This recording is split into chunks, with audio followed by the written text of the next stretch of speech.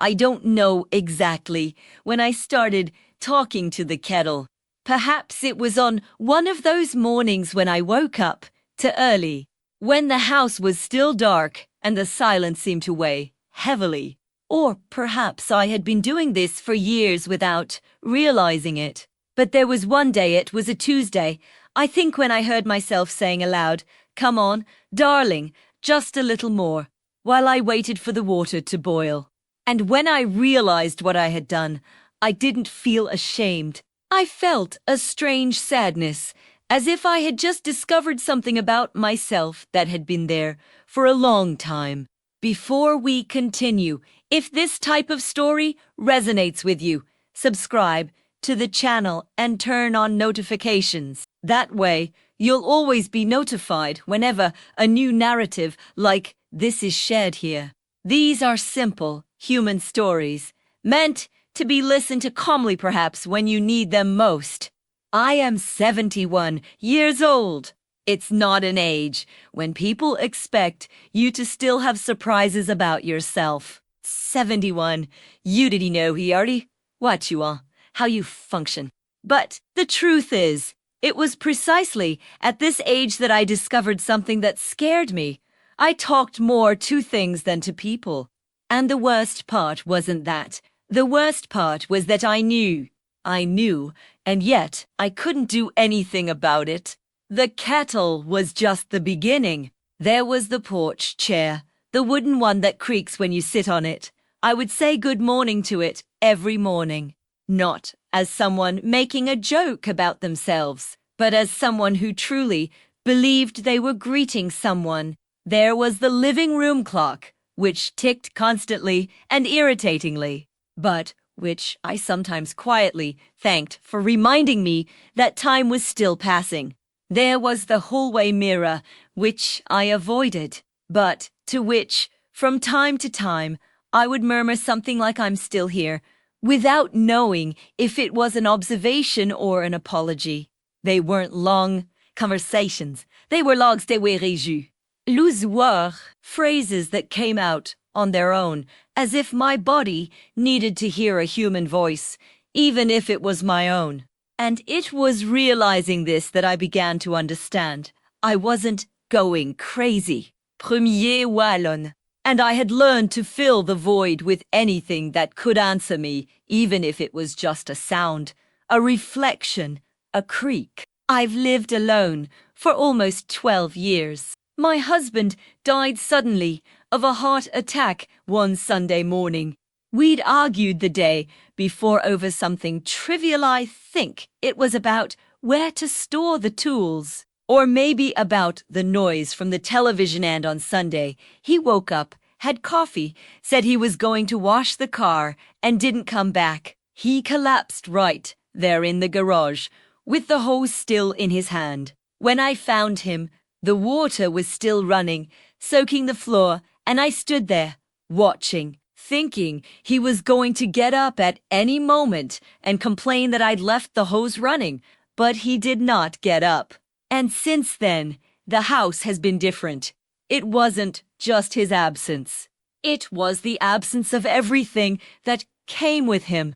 The sound of the car door slamming shut when he arrived from the market. The smell of strong coffee he made early in the morning, always stronger than I liked, but which I never complained about because I knew that was just how he was. The meaningless conversations we had at the end of the day, when he would tell me something he'd seen on the street and I'd pretend to be paying attention. But in reality, I just enjoyed hearing his voice filling the silence.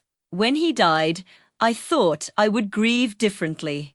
I thought I would cry a lot, that I would miss him all the time, that the pain would be visible, palpable. But it wangs that, like Hasipin. It spread through the walls, the floor, the corners of the house, until everything was impregnated with it. And at some point, without me realizing it, loneliness stopped being something I felt and became something I was. The first few months were full of people, children, grandchildren, neighbors, friends from church. Everyone showed up, Everyone asked if I was okay, if I needed anything, if I wanted company. And I said yes, that I was fine, that I didn't need anything, that I was managing. Because it was true, I was managing. I just didn't know yet that managing would mean learning to live in such a profound silence that, a few years later, I would be talking to the furniture in my own house. Over time, visits became less frequent. People have their lives, their problems, their routines. It's not their fault. I know that. But knowing that doesn't change the fact that, little by little, the days became too similar. Waking up, making coffee, sitting on the porch, watching the time go by, eating lunch alone, washing the dishes, taking a nap, watching television without paying attention, having dinner without being hungry, going to bed too early because there was no reason to stay awake. And it was within this routine that things began to take shape. It wasn't on purpose. It wasn't a conscious choice. It was more like surrendering to the fact that if I didn't speak all day, my own voice would start to sound strange. So I talked to the kettle, to the chair, to the clock, and in some absurd way, it calmed me down, because at least that way I heard a voice, even if it was just my own. One afternoon, about 3 years ago, my eldest daughter came to visit me. She brought her grandson, a 6-year-old boy, full of energy, who ran around the house, touching everything, making noise. And I remember that, at first, I found it tiring. But then, when they left and the house returned to silence, I felt something strange. It wasn't exactly longing. It was more as if the house had become empty in a new way. As if their noise had shown how quiet that place was all the time, and I just hadn't noticed because I had gotten used to it. That night, I went to make tea and, without thinking, said to the kettle, "Looks like it's just the two of us left, huh?" And that's when I realized it. Not with horror, not with surprise, just with a tired, almost resigned acceptance. I was talking to a kettle, and it wasn't the first time. I could have told someone. I could have called my daughter, a friend, someone from church. I could have said, "I think I need some company," but I didn't, because, deep down, I knew the problem wasn't a lack of people. It was that I had lost the knack for being with them. When someone came to visit me, I felt strange, as if I had forgotten how to behave, as if I had to make an effort to remember to smile at the right time, to ask the right questions, to seem interested. And after the person left, I felt exhausted, not because the visit had been bad, but because it had been laborieux. Talking to real people demanded something of me that I no longer knew where to find. But with things, it was different. With things, I didn't need to pretend anything. I didn't need to smile. I didn't need to look good. I didn't need to have an answer for anything. I just was there. And so were they. There's a photograph on the living room wall that I look at every day. It's an old photo from when my children were little. It must be about 40 years old. They're sitting on the porch floor, the 3 of them, in their Sunday best, their hair too neatly styled, looking at the camera with that slightly forced expression children make when someone tells them to smile. My husband took that photo. I remember the day. It was my mother's birthday, and we were going to have lunch at her house. He insisted we needed a new photo for the picture frames. I pass by that photo several times a day, and every time I say something. Sometimes it's just good morning, other times it's you guys were so little. There are days when I stop in front of it and just stand there, staring, and then I murmur something like, "Where did the time go?" Without expecting an answer, because I know there won't be one. But the photo looks back at me. At least that's how I feel, and in some twisted way, that's enough. I know it sounds crazy. I know if anyone heard me, they'd think I was losing my mind. But the truth is, I know exactly what I'm doing. I know I'm talking to myself. I know the photo can't hear me. I know the kettle doesn't care if I thank it for the tea. I know all of that, and yet I keep doing it, because silence is worse. Silence is a living thing. It grows. It occupies space. It spreads through the rooms like an invisible gas, and when you realize it, it has already taken over everything. And you can try to ignore it. You can turn on the television. You can open the window to listen to the noises of the street. But at the end of the day, when you turn off the lights and lie down in bed, the silence is there, waiting, and it was while trying to escape from him that I started talking to things. It wasn't a decision, it was a surrender. I remember a specific day. It was about 5 years ago, maybe 6. I was in the kitchen, washing the lunch dishes, and there was a mug that wouldn't come out of the coffee stain, no matter how much I scrubbed. It was a mug my husband always used. He liked that one because it was bigger than the others. It held more coffee. After I put away the back of the cupboard because I couldn't look at it without feeling a tightness in my chest. But that day, without thinking too much, I took it back. I thought I was ready. I thought I had moved on.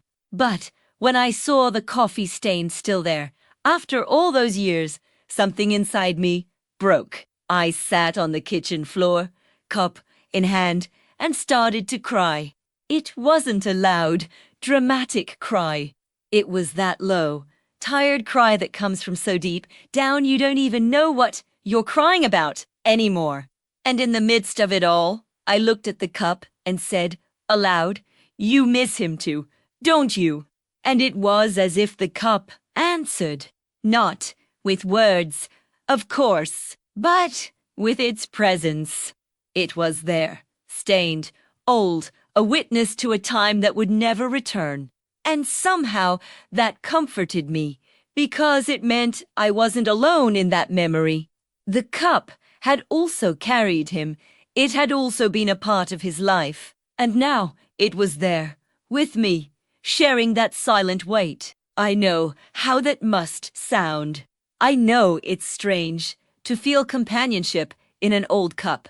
But anyone who has lived alone for too long knows that we cling to anything that still carries some trace of human warmth. And things do carry that. They hold on to it. They don't speak, but they bear witness. The cup went back in the cupboard after that day, but I started noticing other things.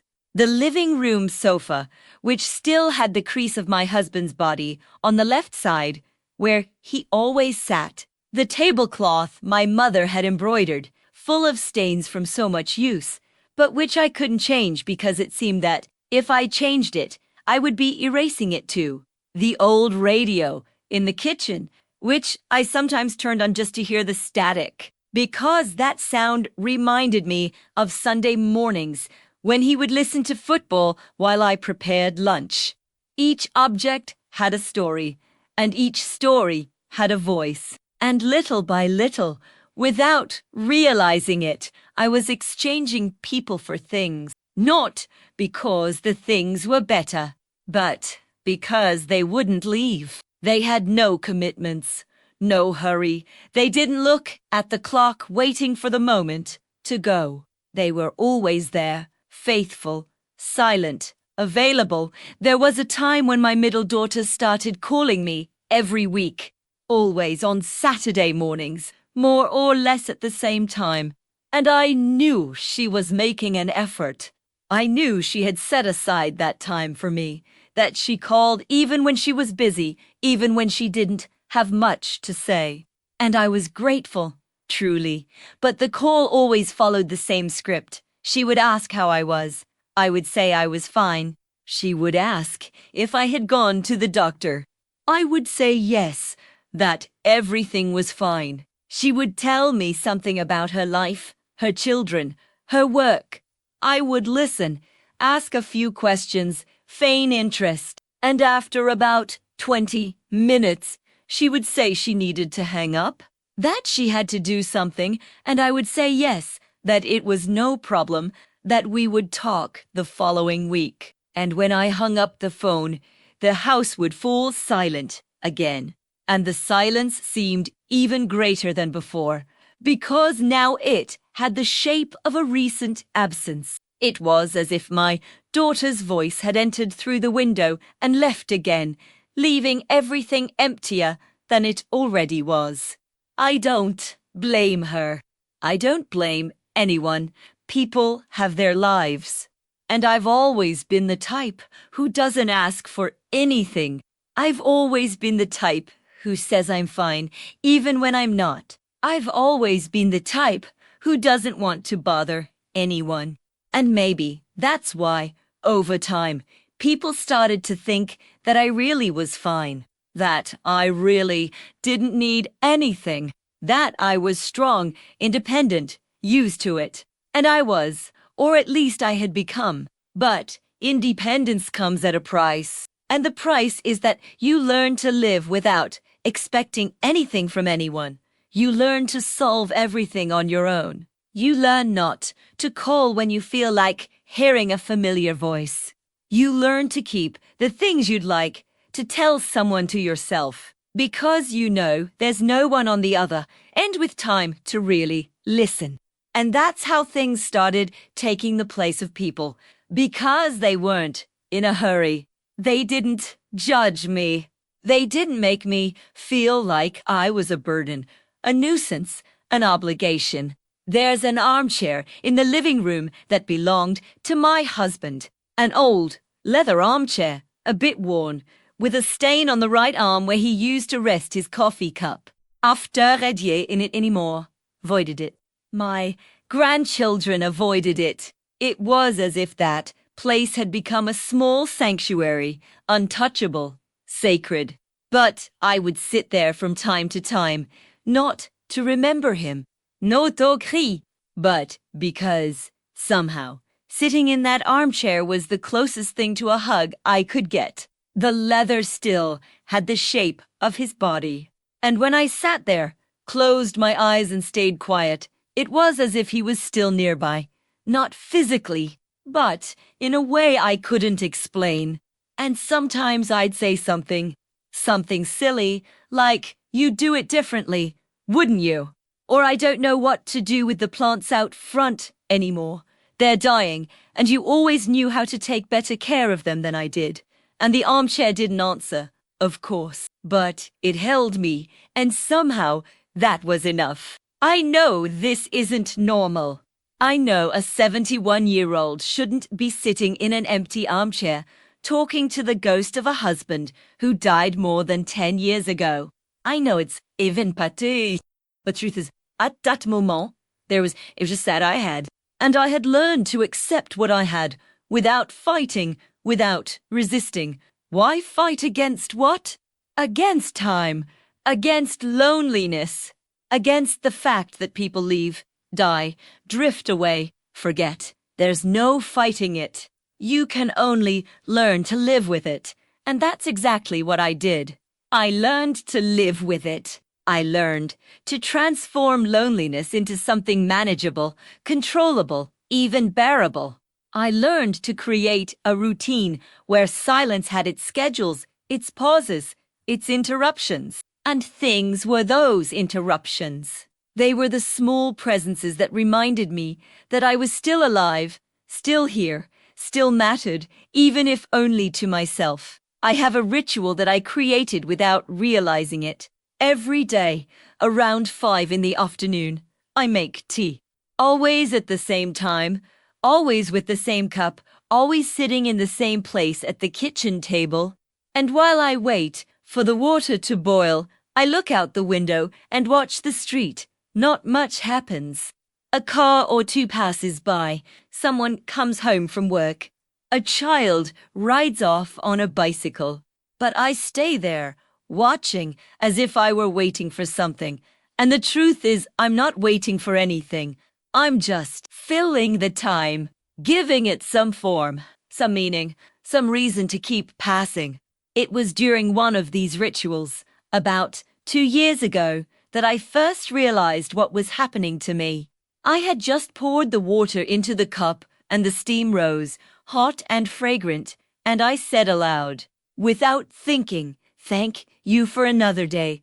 I wasn't talking to God. I wasn't talking to the universe. I was talking to the tea, to the cup, to the routine.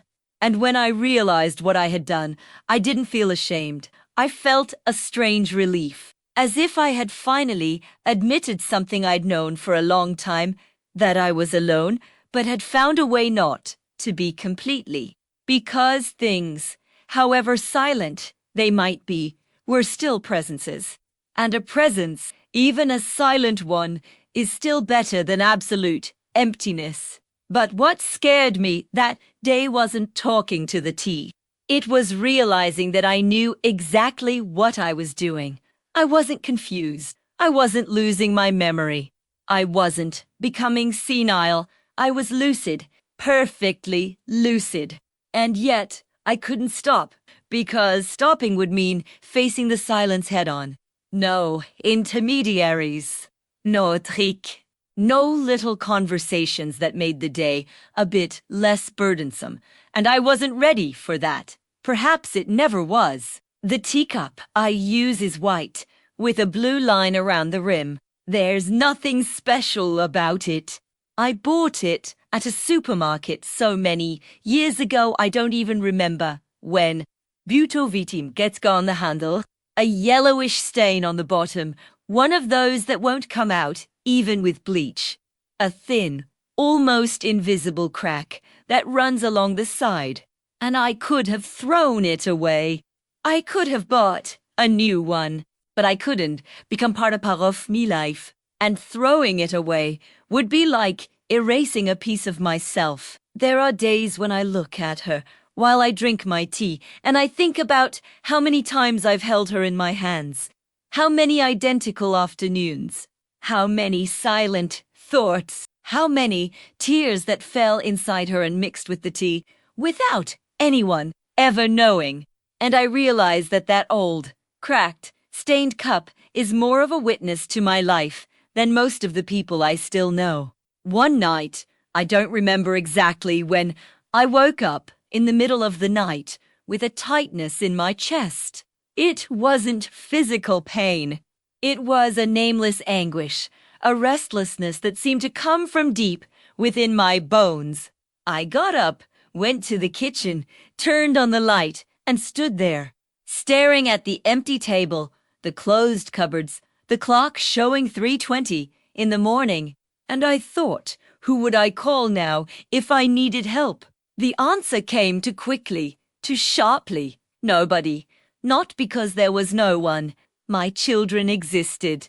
My grandchildren existed. I had friends from church, neighbors, acquaintances, but none of them were people I would wake up at 3 in the morning just because I was feeling anxious for no reason. None of them were people I would share that kind of loneliness with, because there are solitudes that cannot be shared. There are solitudes that are so personal, so intimate, so ingrained, that talking about them with another person feels like violence, an invasion, an exaggeration. And it was that night, standing in the kitchen at 3 in the morning, that I understood. I didn't talk to things because I had gone crazy. I talked to things because they didn't ask me questions. They didn't demand explanations. They didn't expect me to be okay. They were simply there, and that was enough. I made some tea that night, even though I didn't feel like it, just to have something to do with my hands. I sat in my usual chair, held the warm cup, and stared at the empty wall in front of me. And I started thinking about how I had gotten there. At what exact moment had loneliness ceased to be a fleeting thing and become my only way of existing? It wasn't sudden. It wasn't after my husband died.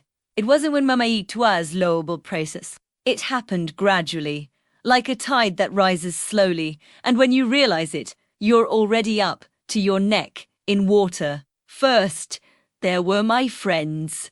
The ones I talked to every week, who came over for coffee, who called to share their news.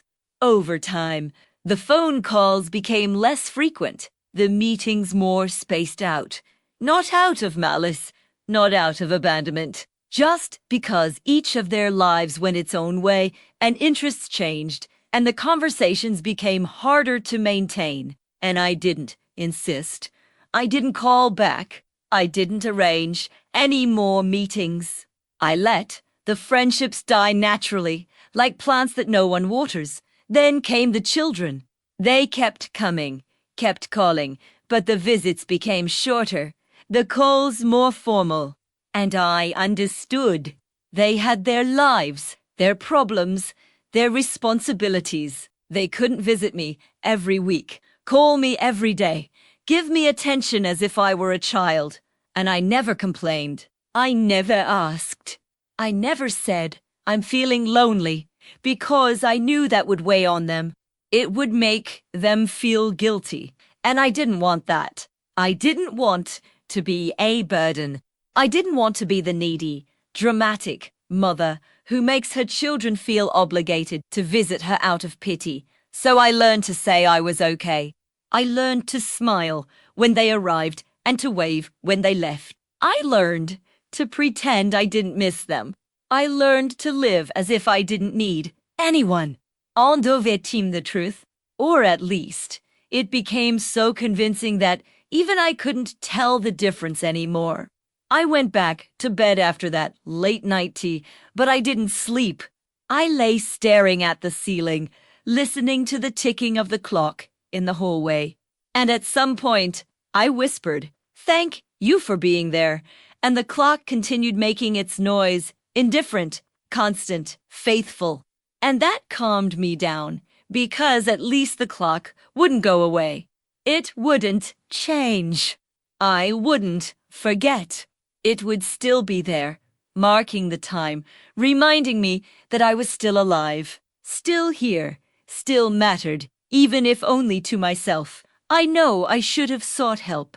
I know that a normal person, upon realizing they are talking to inanimate objects, should call someone, make an appointment, talk to a doctor, a psychologist, someone. But I didn't do that because deep down, I knew the problem wasn't mental. It was existential. I wasn't sick, premier ou attiré. Tired of pretending everything was okay. Tired of smiling when I didn't feel like it. Tired of answering "How are you?" with an automatic, empty fine. And you? With no truth behind it. People don't want to know how you really are. They want to hear that you're okay. Because if you say you're not, they'll have to do something about it. And nobody has time for that. Nobody has the energy to carry someone else's sadness along with their own. So you learn to lie. You learn to say you're okay, even when you're falling apart inside. You learn to smile, to wave, to thank people for visiting, to say yes, that you're managing, that you don't need anything. En devait-il viol?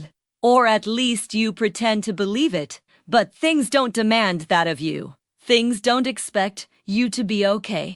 They accept you as you are. Sad, tired, empty, lost. And they don't judge. They don't offer advice. They don't tell you that you need to go out more, that you need to do some activity, that you need to meet new people. They just stay there, in their place, waiting for you to pass by, for you to look, for you to say something, or for you to say nothing.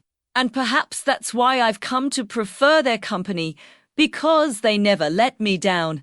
They never disappeared. They never forgot me.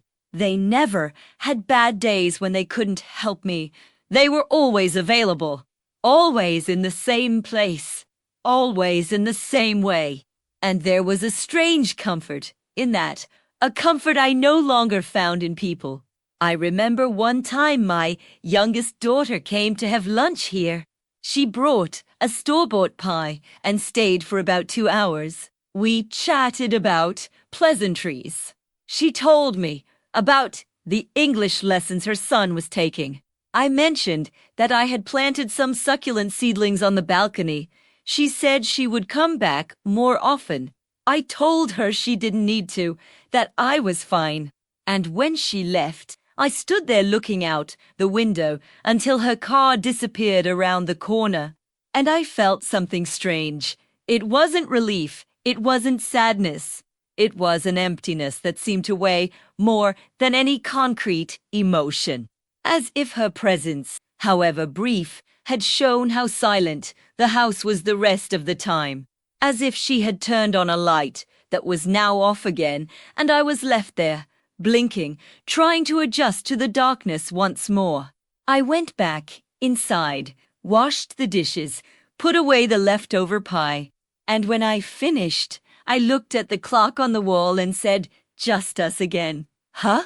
And the clock continued marking the time, indifferent, constant, present, and I realized that, in a way, the clock was more reliable than any person, because it never promised to return and then didn't. It never said it would call and then forgot. It was simply there, fulfilling its function, marking time, accompanying me. There are days when I wonder if I've always been like this. If I've always had this tendency towards solitude, towards introspection, towards this way of living more inwardly than outwardly, or if this is something that time has done to me, something that life has been shaping, slowly, without me realizing it, until it became my only possible way of existing. When I was younger, I had friends, not many, but I did. We would meet up, talk, laugh, share things.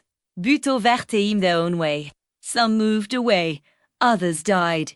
Others simply drifted apart in that natural way that happens when priorities change and conversations become harder to maintain.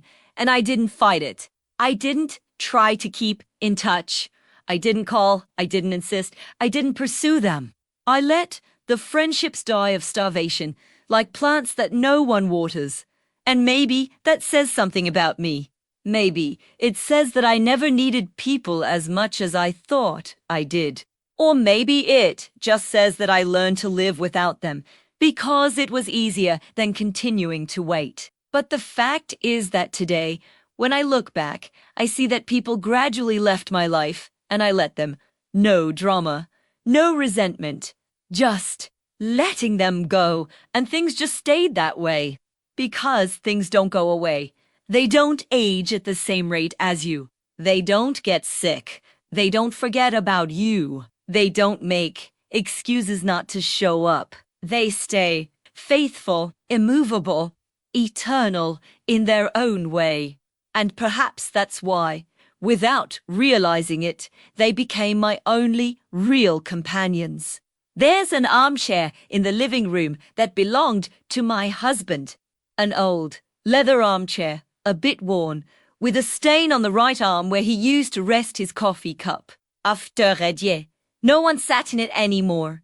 Motrin avoided. My grandchildren avoided it. It was as if that place had become a small sanctuary, untouchable, sacred. But I would sit there from time to time, not to remember him, not to cry, but because, somehow, sitting in that armchair was the closest thing to a hug I could get. The leather still had the shape of his body. And when I sat there, closed my eyes and stayed quiet, it was as if he was still nearby. Not physically, but in a way I couldn't explain. The armchair had a specific smell. A smell of old leather mixed with something I couldn't identify, but which reminded me of him. And sometimes, when I sat there, I would place my hand on the arm of the armchair in the exact spot where he always rested his cup. I would feel the worn rêves, marqués de buts, thinking something silly, like, you would do it differently, wouldn't you? Or I don't know what to do with the plants in front. anymore. They're dying, and you always knew how to take better care of them than I did. And the armchair didn't answer, of course. Bütitelm. And somehow, that was enough. One afternoon I spent hours in that armchair. It was raining outside. A fine, steady rain that fogged the windows and gave the house an air of melancholy. And I sat there, listening to the sound of the rain hitting the roof and feeling a strange peace. It wasn't a happy peace. It was a resigned peace. The peace of someone who finally understood that you can't fight certain things, that you can't bring back what's gone, that you can't undo time. And that afternoon, sitting in my dead husband's armchair, listening to the rain fall, I finally understood. I wasn't talking to things because I was going crazy. I was talking to them because they were the only witnesses I had left. They had been that scene. They had shared moments that no one else remembered. And as long as they existed, as long as I recognized them, those moments continued to exist too. Not in the real world, perhaps, but within me. And that had to be enough. I know this isn't normal. I know a 71-year-old shouldn't be sitting in an empty armchair, talking to the ghost of a husband who died more than 10 years ago. I know, even pati, but that was at that moment, there was just what I had. And I had learned to accept what I had, without fighting, without resisting. Why fight against what? Against time, against loneliness, against the fact that people leave, die, drift away, forget? There's no fighting it. You can only learn to live with it. And that's exactly what I did. I learned to live with it. I learned to transform loneliness into something manageable, controllable, even bearable. I learned to create a routine where silence had its schedules, its pauses, its interruptions. And things were those interruptions. They were the small presences that reminded me that I was still alive, still here, still mattered, even if only to myself. There's a cupboard in the kitchen where I keep things I don't use anymore. Leftover plates from an old set. Dented pots and pans. Plastic containers without lids. Cloth napkins that my mother embroidered and that I never had the courage to use because they were too pretty. Every now and then, I open this closet and look at the things inside. And each one has a story. Each ain't from somewhere, from some team, from so longer here. And I pick them up, one by one, hold them in my hands, observe them, and sometimes say something. You came from my mother's house, didn't you? Or this pot made so many Sunday lunches, and I stay there, holding those old, useless objects, but laden with memories. And I realize that these are the things that connect me to the past, to the people who are gone, to the moments that will never return. And as long as they exist, as long as I touch them, as long as I speak to them, that past remains alive. At least within me, and perhaps that's what I'm trying to preserve. No me sanity, but proof that haven't happened. That I didn't imagine it all. There was one Sunday that changed something in me, not dramatically, not in a way that I could point to and say, this is where everything changed. But something moved, something en première faillite. It was a normal Sunday. One of those days when you wake up without any rush, without any commitments, with nothing to do but let the day go by. I had slept badly the night before, woke up several times, and when I finally got up, it was already past 9 in the morning. Première Mad Coffee sat on the porch and stayed there, looking at the street. There was nobody around. The neighborhood was silent. Every now and then a car would pass by, but that was it. The rest was just the wind, rustling the leaves in the trees and the distant sound of a dog barking. And I thought, without meaning to think, how many Sundays like this have I already lived through? I couldn't count them. Maybe hundreds. Maybe thousands. All the same. All empty. All filled only by my presence and the presence of the things around me. And for the first time, instead of feeling sadness, I felt a strange acceptance, as if I had finally stopped fighting the obvious, as if I had finally understood that this was my life now, and that there was nothing wrong with it. It was just what it was. The coffee was lukewarm. I'd forgotten to drink it while I was sitting there, lost in thought. I got up, threw it away, made another one, and when I went back to the balcony, I noticed something I'd never noticed before. The paint on the gate was peeling. Small flakes of white paint were coming off the rusty iron, and I remembered when that gate had been painted. About 15 years ago. My husband had insisted that we needed to renovate the front of the house. He painted it himself. He spent the whole weekend there with a brush in his hand, complaining about the hot sun, but satisfied with the result. And now the paint was peeling, and he wasn't here to repaint it. And I wasn't going to paint it because why bother? For whom? Nobody was looking. Nobody cared if my fence looked nice or ugly. And suddenly, it seemed like a perfect metaphor for my life. Everything was peeling, aging, falling apart. And there was no one to fix it. Only me, and I was too tired. I stayed there on the balcony for hours. I did nothing. I didn't turn on the television.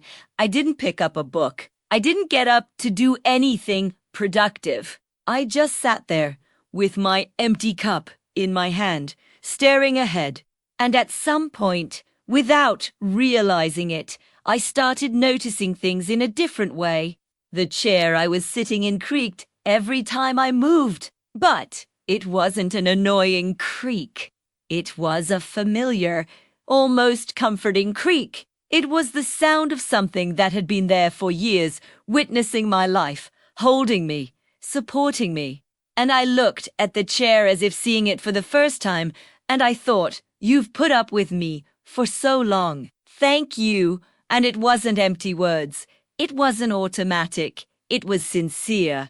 Because at that moment, I truly felt gratitude for that old, worn-out chair creaking under my weight. I ran my hand along the arm of the chair. The wood was rough, full of small splinters, and I realized that I had been sitting there for years, every day, and had never really touched that wood. I had never felt its texture. I had never paid attention, and I wondered how many other things I had ignored like that. Henny silent, presses were accompanying me, supporting me without me, never having thanked. I got up after a while, went inside, and started walking through the rooms, slowly, without rushing, as if I were visiting a place I hadn't seen in years. And I started noticing everything. The dining room table, covered in marks, scratches, and stains from glasses. How many meals had been served there? How many conversations? How many arguments? How many silences? I ran my hand over the wood, feeling its uneven texture, the marks of time, the scars of a life lived, and I whispered, "You saw it all, didn't you?" And the table didn't answer, but I felt that it had heard me, or at least I felt that it mattered that I had said that. There was a specific stain, near the edge, that was tried with either Sewers or Weinstein, from a Christmas night, many years ago, when my oldest son accidentally knocked over a glass. Everyone laughed at the time. My husband said it was no problem, that it could be removed. But it couldn't. The stain remained. But that Sunday, looking at the stain, I realized it wasn't ugly. It was just a mark, proof that things had happened there. That table wasn't just a piece of furniture. It was a witness. I went to the room, opened the closet, and looked at the clothes hanging there. Most of them I didn't wear anymore. They were clown went out now. People to say you. Now, I lived in my nightgown and loungewear. But, even so, I couldn't get rid of those pieces. Because they carried memories. They were vestiges of a version of me that still existed somewhere, even if only in memory. I picked up a light blue dress that I had worn to my niece's wedding about 15 years ago. I brought it to my face, smelled it, and detected a faint scent of mothballs mixed with something that might have been old perfume. And I said, almost whispering, "We looked beautiful that day, remember?" And it was as if the dress responded, not with words, but with a presence. It was there, kept safe, preserved, waiting for what? I didn't know. Perhaps waiting for me to become the person who had worn it again. Or perhaps just waiting for me to recognize it, for me to remember. I put the dress back, closed the closet, and went to the kitchen. I stopped in front of the sink and stared at the faucet. It was an old faucet that dripped occasionally and made a strange noise when you opened it too quickly. My husband had promised to replace it, but he never did. And after he died, I left it as it was. Because replacing it seemed like erasing another piece of him. I turned on the tap, let the water run, and watched. The water falling, making noise, filling the sink, running down the drain. And I thought about how many times I had washed dishes there, how many times I had filled pots, washed vegetables, made coffee, how many times I had stood there, looking out the window while the water ran, thinking about nothing and everything at the same time.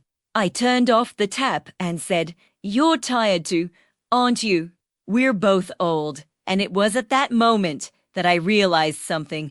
I wasn't talking to things because I was crazy. I was talking to them because they were the only witnesses I had left. They had been there. They had seen. They had shared moments that no one else remembered. Because people forget, people leave, but things remain. And while they remain, so does the memory. Fragmented, dusty, stained, but still there. And perhaps that's what I was trying to preserve. No mi sanitibidlev. That those moments had happened, that I hadn't imagined it all. I went back to the living room, sat on the sofa, and stared at the walls. There were paintings I hadn't really looked at in years. There were ornaments I couldn't even remember where they'd come from. There were objects I passed by every day, but which had become invisible from being there so often. And I began to look at each one of them, slowly, carefully, as if I were experiencing each thing for the first time. There was a glass ashtray on the sideboard. My husband didn't smoke, but he'd received it as a gift from a friend many years ago and had kept it simply because he thought it was pretty. I picked up the ashtray, felt its weight, saw the reflection of the light on the glass, and thought about how many times I'd wiped it down, how many times I'd dusted it without ever really looking at it. And he said, "You're not good for anything, but you've been here so long that you're practically part of the team." And I smiled, alone, in the middle of the empty room, because it was true. That useless ashtray was as much a part of my life as anyone else. Maybe even more so, because it hadn't gone away. I had a porcelain figurine that my mother-in-law had given me as a wedding gift. A small, delicate ballerina, with her arm raised and her legs stretched out. I had never really liked that ballerina. I thought she was kind of tacky. But me mother-in-law had given it with so much affection, had wrapped it with such care, that I didn't have the heart not to put it in a prominent place. And there she was, almost 50 years later, still intact, still dancing her dance frozen in time. I picked up the ballerina and looked at her closely. The paint was a little faded. Her face had a serene, almost melancholic expression. And I thought, you're trapped here too, aren't you? In this dance that never ends. And I identified with that porcelain ballerina because I was trapped too, in a routine that repeated itself endlessly. In a time that didn't really pass, I just marked the days without anything changing. I put the ballerina back in its place and went to the bookshelf where the books were. I had read most of them decades ago. Some I hadn't even opened. They were books I had bought, intending to read, but which had remained there, forgotten, gathering dust. I ran my finger along the spines, reading the titles, and realized that many of them I didn't even remember buying. And I wondered, at what point in my life did I think I would read a book about the history of ancient Greece? At what point did I think I would be interested in ornamental gardening? And I realized that those books were vestiges of versions of myself that I had tried to be and never was. They were unfulfilled promises, abandoned dreams, interests that died before they were truly born. And instead of sadness, I felt a strange acceptance, because it was okay. It was okay not to have read those books. It was okay not to have become the person I imagined I would be. It was okay to have lived the life I lived, even if it was smaller, simpler, quieter than I had planned. I spent the rest of the day like that, walking around the house, looking, touching, talking to things as if they could hear me, and maybe they could. Or maybe it didn't matter, because what mattered was that I was speaking. I was acknowledging. I was naming their presence in my life, and that gave me a peace I hadn't felt in a long time. It wasn't a joyful peace. It wasn't a peace that came with hope or the expectation that things would get better. It was a weary peace, the peace of someone who finally stops fighting, of someone who finally accepts what is without trying to transform it into something else. I had a box of photos stored on top of my bedroom closet. I hadn't opened that box in years. I was afraid of what I would feel, afraid that the memories would hurt too much. But that Sunday, I climbed onto a chair, picked up the box, and carefully climbed down. I sat on the bed, opened the lid, and began to look at the photos. They were old photos, some in black and white, others yellowed with age. Photos from when I was young, photos from my wedding, photos of my children as babies, photos from birthday parties, Christmases, trips I didn't even remember properly anymore. And I sat there on the bed, looking at them one by one, slowly, and instead of pain, I felt a strange tenderness, as if I were looking at the life of another person, someone I had known very well, but who no longer existed. I had a particular photo that caught my attention.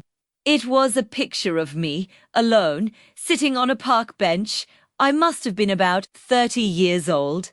I was wearing a dress, with my hair down, and I was looking at the camera with a serene expression. And I tried to remember that day. Where was that park? Who had taken that picture? Why was I there? But I couldn't remember. The memory had been lost in time. All that remained was that frozen image, that moment that had happened, but that was no longer a part of me. And I thought, one day, someone will find this photo, and they won't know who this woman is. They won't know anything about her. And it will be as if I never existed, and instead of sadness, I felt a profound acceptance. Because that's how it was. That's how it worked. Pipir memo rifad.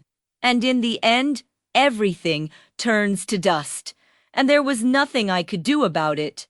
I put the photos back in the box, closed the lid, and put it back in its place. And when I got down from the chair, I felt that something had changed. I didn't know exactly what, but it had changed. When night fell, I was exhausted, not physically, but emotionally, as if I had taken a long trip, even without leaving home. I went to the kitchen med som till usual spot. I looked out the window, saw the dark street, the lights on in the neighbors' houses, and thought about all the lives that were happening nearby without me being a part of any of them. And I didn't feel envy. I didn't feel loneliness. I only felt a silent, almost serene acceptance. Because for the first time, I understood that loneliness wasn't a problem to be solved. It was simply a condition, a way of existing, and that I could live with it as long as I stopped treating it like an enemy. I brought the cup to my lips, drank the tea slowly, feeling the warmth go down my throat, and said, more to myself than to anyone else, "It's okay. I'm okay." And for the first time in a long time, that wasn't a lie. Not because my life had changed. Not because someone had appeared. Not because I had found some magic solution to loneliness. But because I had stopped expecting things to be different. I had stopped fighting against what was. I had accepted it. And acceptance, I discovered, was a silent form of peace. Something small happened a few weeks ago, but it stayed with me. I was in the kitchen, washing the lunch dishes, when I heard a noise in the living room. A faint, almost imperceptible noise, as if something had fallen.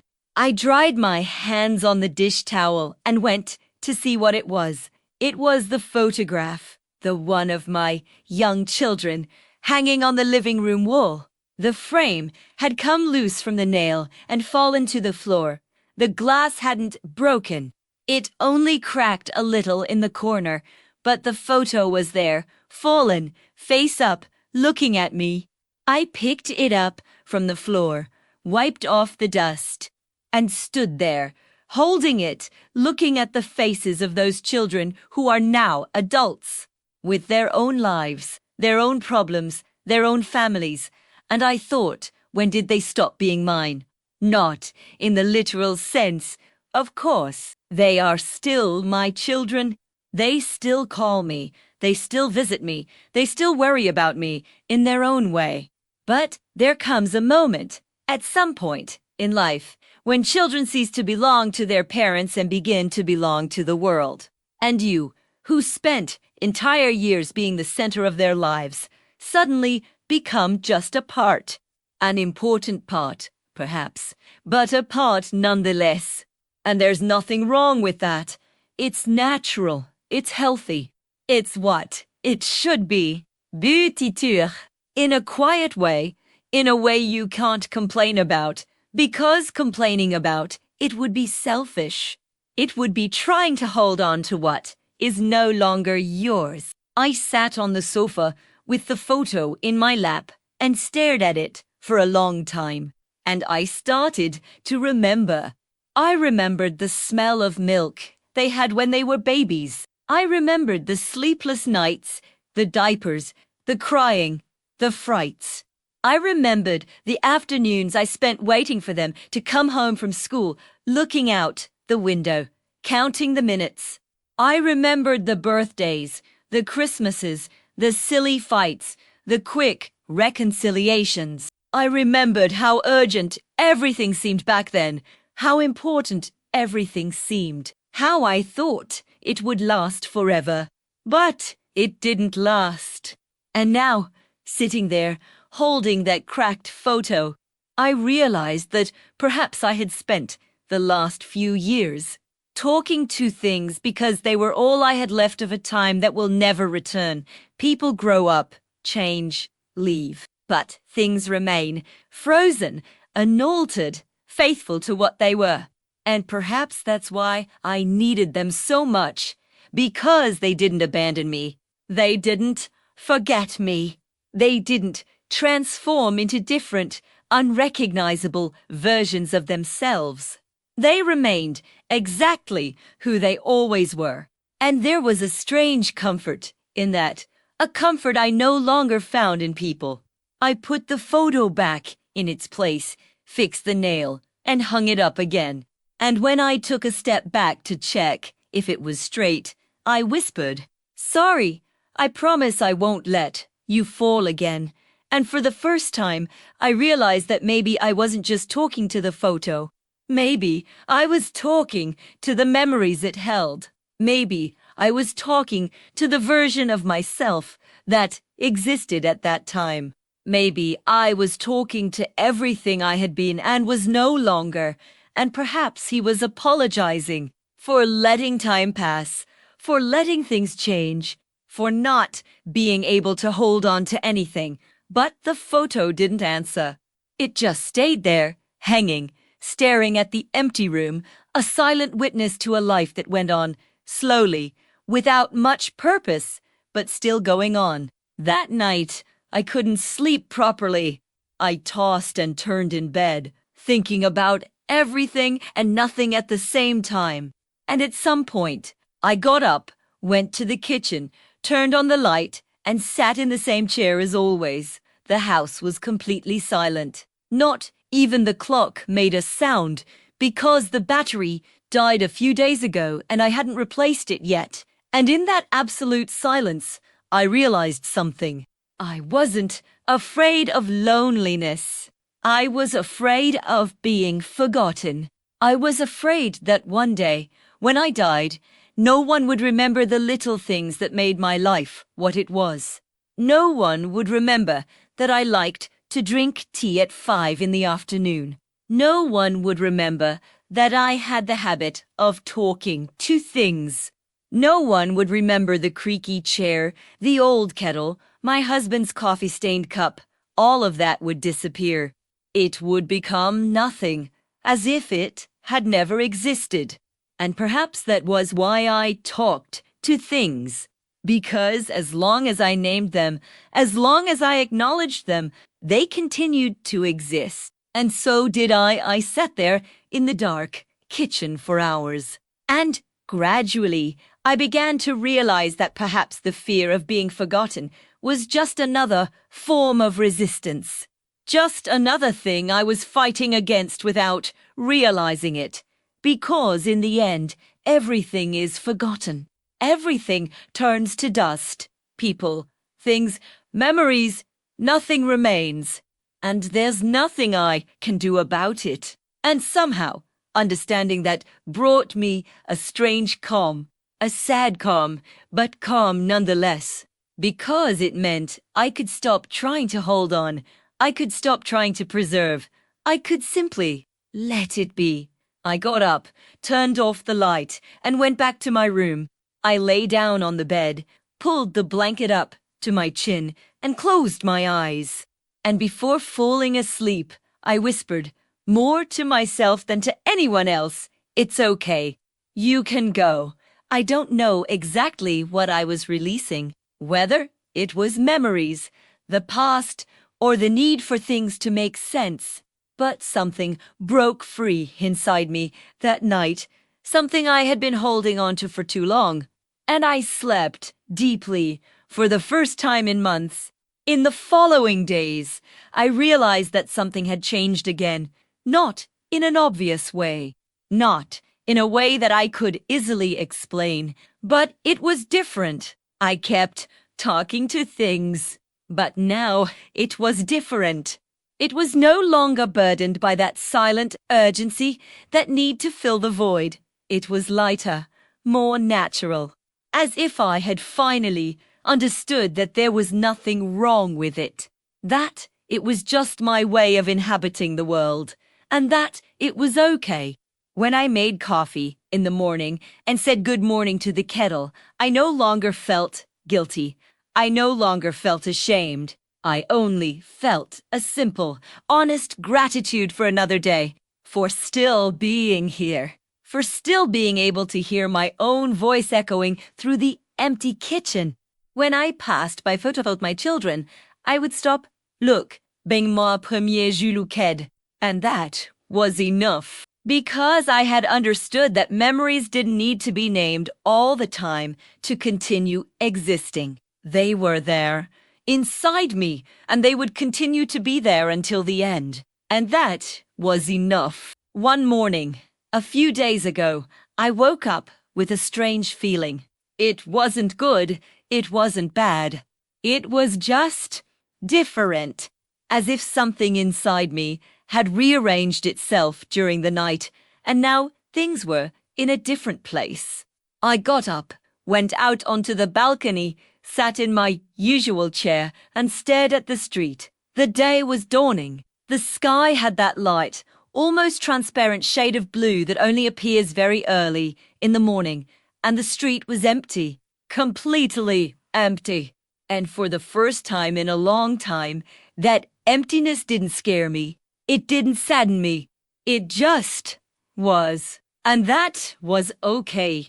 I sat there for a long time, not thinking about anything specific, just observing, feeling the cool morning air on my face, listening to the birds beginning to sing, watching the light change slowly as the sun rose. And at some point, without thinking, she said aloud, "Thank you. I wasn't talking to the chair.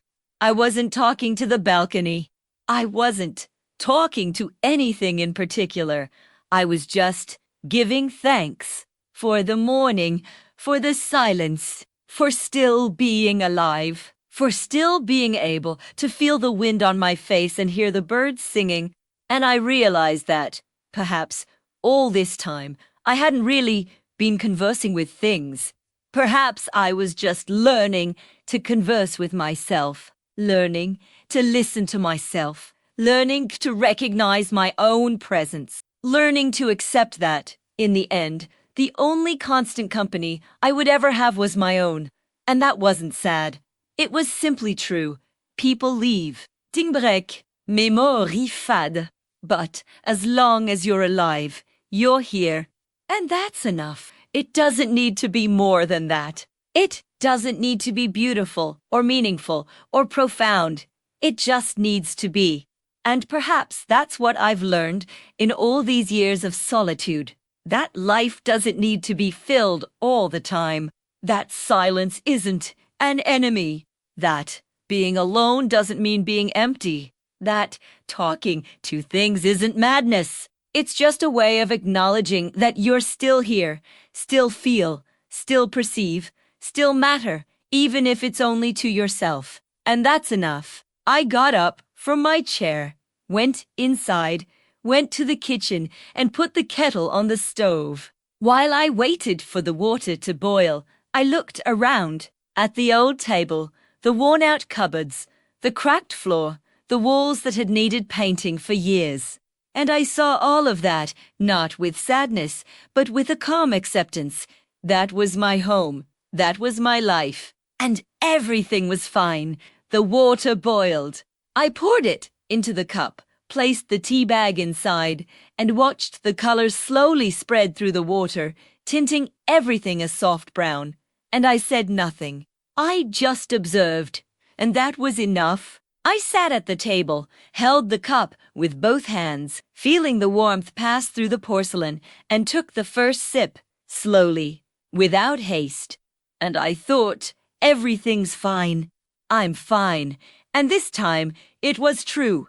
Not because something had changed outside, but because something had changed inside.